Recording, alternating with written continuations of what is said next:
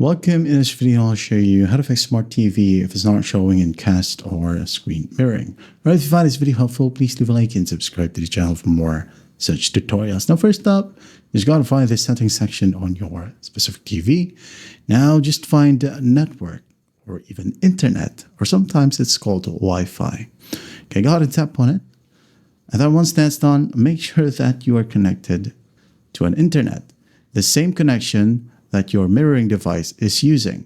Okay, for example, you've been using this one to your smart TV. Make sure that the other device is connected to the same exact Wi-Fi. All right, now once that's done, go ahead and check if it helps. If that will work, in this section, scroll all the way down until you find Wi-Fi on or off. So just tap on it, and then here, turn off the Wi-Fi, and then tap on it again and select a network to refresh the connection. All right, wait for it, and then once done, again, check if it helps.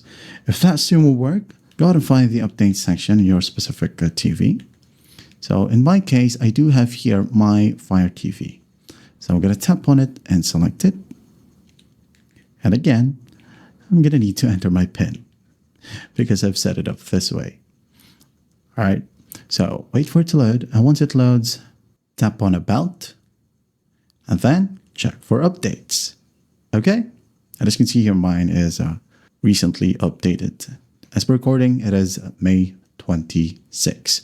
Okay, so once your device is updated, go ahead and check if it helps.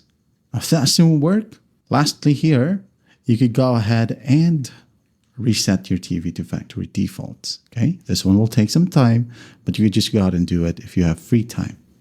All right, reset it to factory defaults, and then once that's done, your problem should be fixed now. That is it.